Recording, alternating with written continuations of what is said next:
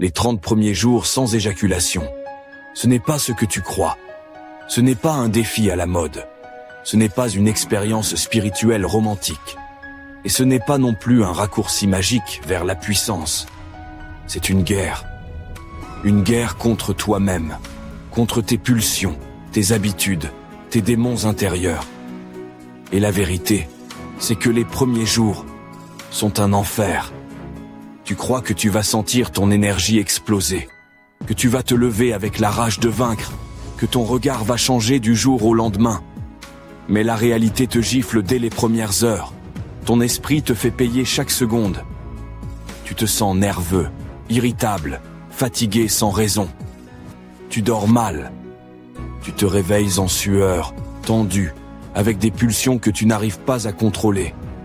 C'est comme si ton corps criait « Redonne-moi ce que tu m'as pris ». Et à ce moment-là, tu réalises que tu étais dépendant. Pas seulement du plaisir, mais de la facilité, de cette fuite rapide qui t'évitait d'affronter la réalité. Les 3 premiers jours sont étranges. Tu ressens une petite fierté. Tu marches différemment. Tu te sens plus solide. Mais c'est une illusion. Ton cerveau, lui, prépare sa vengeance. Il te bombarde d'images, de souvenirs, de tentations. Chaque notification, chaque regard, chaque pensée devient un piège. Et si tu n'as pas de discipline, tu retombes. Comme si rien ne s'était passé. Mais si tu tiens, tu commences à sentir quelque chose de nouveau. Une tension, une puissance brute qui monte en toi, sans que tu saches encore la contrôler. La première semaine, c'est la phase de déconstruction. Ton cerveau est en manque de dopamine. Tout te paraît vide. Tu n'as plus de plaisir, plus d'envie. Tu ne ressens rien. Tu doutes. Tu te demandes si ça en vaut la peine. Tu te sens perdu, instable, en colère.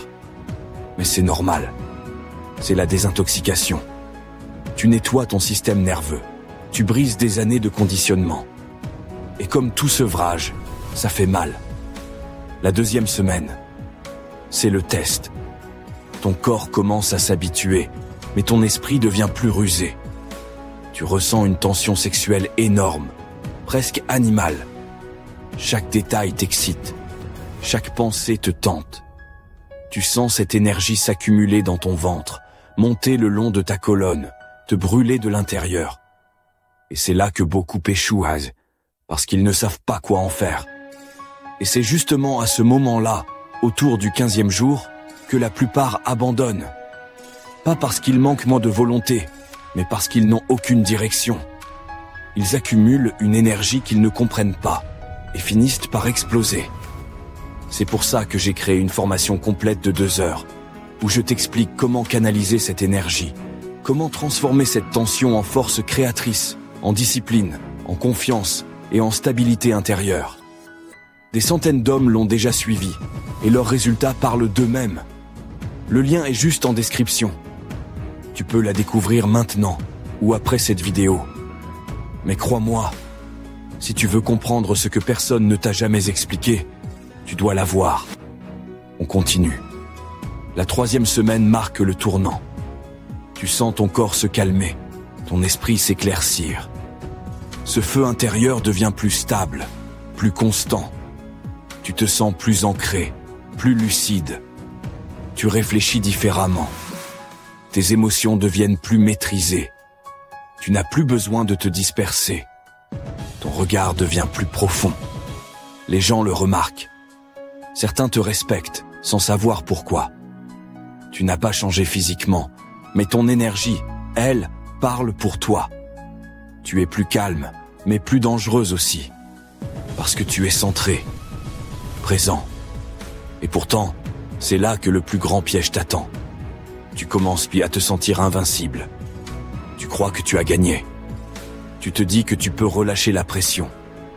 Mais c'est une illusion. Parce que la rétention, ce n'est pas un exploit ponctuel.